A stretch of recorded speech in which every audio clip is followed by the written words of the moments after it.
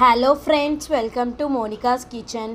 ఈరోజు అయితే మనము పాలకూర పకోడీలు చేసుకున్నాము. ఎలా చేసామో చూపిస్తారండి.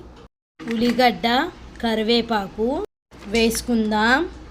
అల్లం ఎల్లిగడ్డ పేస్ట్,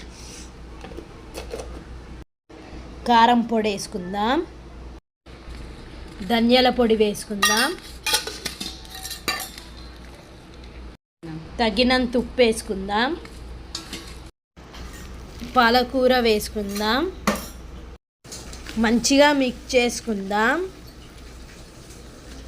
శనగపిండి వేసుకుందాం, మంచిగా గట్టిగా అయ్యేంత వరకు మిక్స్ చేసుకుందాం. ఆయిల్ వేడైనాక ఇలా వేసుకుందాం.